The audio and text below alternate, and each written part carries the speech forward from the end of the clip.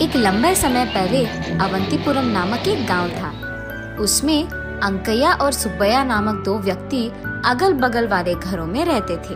उन दोनों में से अंकैया बहुत अमीर था। वो फसल का व्यापार और मिठाई का व्यापार करता था।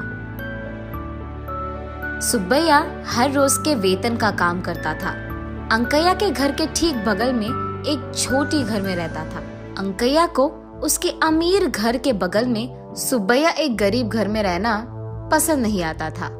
उसको ऐसा एहसास होता था कि उसके वजह से उसकी घर की सुंदरता घट रही है। वो हमेशा यही सोचता था कि मौका मिलने पर वो सुब्बैया का घर हासिल करके उसे वहाँ से भेज देगा। अंकैया सुब्बैया पे गुस्सा के कारण हमेशा उससे कोई ना कोई विषय पर जबान लड़ाता था, लेकिन सुब्बैया हमेशा अंकैया की इज्जत करता था। एक दिन अंकैया उसके मिठाई के दुकान में उसका व्यापार करते रहता है। वहीं से गुजर रहा सुब्बैया अंकैया को उसके दुकान में देखकर उसके पास जाता है। अंकैया साहब, कैसे हो आप? ये देख अंकैया एक अजीब सा चेहरा बनाकर सुब्बैया को देख ठीक है चल रहा है ऐसे कहकर वापस उसके काम पे लग जाता है। अरे वाह, आज तो सारी मिठाइयाँ एकदम अच्छी सुगंध आ रही है। कोई नई मिठाइयाँ बना रहे हो क्या साहब? ऐसे पूछता है सुब्बैया। और सुब्बैया को हमेशा तंग करने के बारे में सोचने वाला अंकैया ऐसे कहता है, ठीक है, पैसे देकर निकलो यहाँ से। पैसे? पैसे क्यों साहब? क्या क्यों? अब तक मेरे दुकान में बैठकर सारे मिठाइयों का सुगंध सूंघ लिया तुमने, उसके पैसे। हाँ क्या? सूंघने के पैसे भी देने पड़ेंगे? ये कहा कि नाइंसाफी है साहब। इंसाफ नाइंसाफी के बारे में बात मत करो, पहले पैसे देकर यहाँ से निकलो, ऐसे कहता है अंकैया। और क्योंकि सुब्बैया उसके बातों के व्यतिरेक नहीं बात कर पाया, वो चुपचाप पैसे देकर वहाँ से चले जाता है। और दूसरी तरफ अंकैया अपनी चालाकी पे खुश होकर ऐसे सोचता है, आज तो इसको बड़ा अच्छा बकरा बनाया मैंने। ऐसे अपने आप में खुश होते रहता है। कुछ दिन बाद एक दिन अवंतीपुरम पूरा ऊंची तापमान से जल रहा था और अंकैया उसके बंगला के बाहर बरामदे में ठंडी हवा के लिए इधर उधर चलते रहता है। उसी समय वो देखता है कि उसके घर की सीमा के एक पेड़ के छांव के नीचे सुब्बैया बिस्तर लगाकर आराम से विश्राम करते रहता है। उसके पेड़ के नीचे सुब्बैया को आराम से सोते हुए देख अंकैया को बिल्कुल पसंद नहीं आता है। क्रोध में वो सुब्बैया के पास जाकर ऐसे कहता है, अरे सुब्बैया। उसकी आवाज सुनकर सुब्बैया अचानक उठ जाता है। उसे देख उसको नमस्कार करता है। साहब, क्या हुआ साहब? निकालो पैसे, निकालो। मुझे पूछे बिना मेरे ही पेड़ के नीचे तुम विश्राम कर रहे हो? तुम्हारी इतनी हिम्मत? दो पैसे, जल्दी दो मुझे। क्या?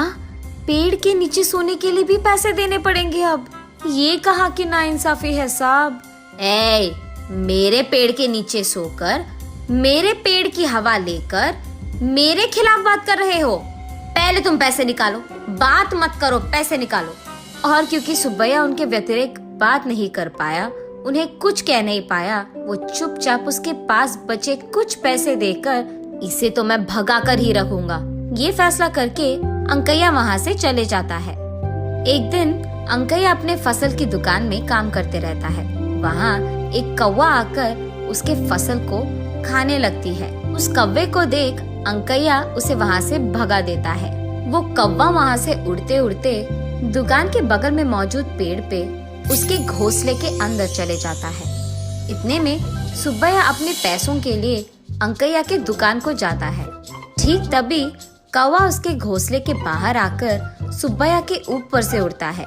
उतने में कौवे के पैर पे मौजूद सोने का हार सुब्बैया पे गिरता है। ये देखते ही अंकैया तुरंत सुब्बैया के पास जाकर, वो मेरा सोने का हार है, दे दो मुझे। ये क्या साहब, आपके आंखों के सामने ये कौवे ने सोने का हार मुझ पर गिराया, तो ये मेरा होगा ना।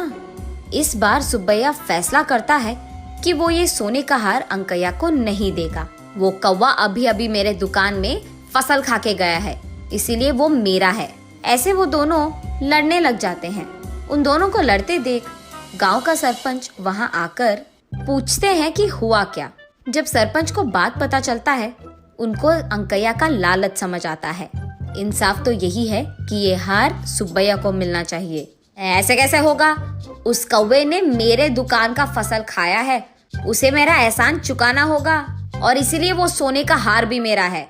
अच्छा, वो फसल किसका है? वो मेरा है साहब। कल ही मैंने वो सब अंकैया को बेच दिया है। उन्होंने तो अब तक उसके पैसे भी नहीं दिए। और क्या, क्योंकि उस कौवे ने सुब्बैया के दिए हुए फसल खाए हैं, वो हार भी सुब्बैया को ही मिलेगा। ऐसे नहीं चलेगा, वो सारा फसल मेरे दुकान में था, इसलिए वो मेरे ही होंगे। तब सरपंच सोचता है कि अंकैया को सबक सिखाना पड़ेगा। ठीक है, वो हार तुम्हें ही मिलेगा, लेकिन उससे पहले सुब्बैया को जो पैसे तुम्हें लौटाने थे वो दे दो। ये सुनकर अंकैया अंदर ही अंदर बहुत खुश हो जाता है। इतना ही है ना, अभी दे दूंगा। वो सुब्बैया को उसके पैसे दे देता है और क्योंकि सरपंच के बातों को वो ठुकरा नहीं पाया, सुब्बैया वो पैसे लेकर अंकैया को वो हार देने ही वाला था कि सरपंच कहता है, रुको सुब्बैया, रुको। ऐसे कहकर अंकैया से, हाँ अंकैया, आधे पैसे दे रहे हो, पूरा तो दे दो। अरे मैंने देखकर ही दिया सरपंच साहब, उसके फसल के इतने ही पैसे हैं। ऐसे कैसे होगा? उसके पैसे दिए बिना उसके फसल को एक पूरा दिन तुमने अपने दुकान में रखा है, अब उसका किराया भी तो देना पड़ेगा। ऐसे कहता है सरपंच। सरपंच की बातें सुनकर वो ऐसे सोचता है, ठीक है, अब सोने का हार तो मेरा ही होगा ना। ठीक है, मैं बाकी पैसे भी लौटा दूंगा। फसल के सारे पैसे फिर से चुकाता है अंकैया। यहाँ सुब्बैया खुश होता है कि सरपंच ने उसका इंसाफ किया है और वो सोने का हार वो अंकैया को देने ही वाला था कि सरपंच फिर से, रुको सुब्बैया, रुको। अंकैया की ओर देखते हुए, अंकैया, सुब्बैया के फसल यहाँ रहने के कारण ही ना वो कौवा यहाँ आकर फसल खाया और इसी तरफ जाते जाते उसने उस हार को सुब्बैया पे गिरा दिया, इसीलिए इसके कारण तुम्हें और कुछ पैसे सुब्बैया को देना होगा। अब तक मैंने उसको ऑलरेडी दुगने पैसे दिए हैं, ये तो बहुत नाइंसाफ है। अच्छा, अगर एक कौवा तुम्हारे दुकान में फसल खाने के कारण वो हार तुम्हारे हासिल होना इंसाफ ही है, तो ये भी इंसाफ है। एक सोने के हार के सामने ये सारी तो छोटी चीजें हैं।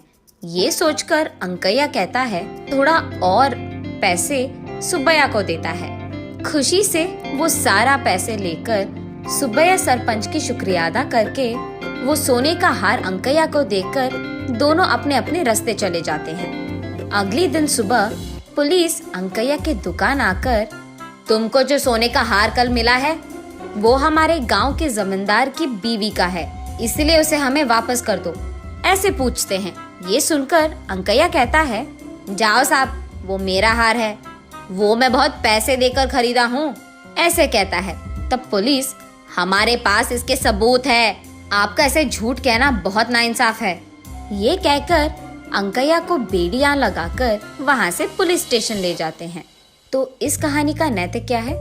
अंकैया के लालच के कारण उसके पैसे भी गए और हार भी, उसका इज्जत भी गया। जेल जाकर उसे जेल में रहना पड़ गया।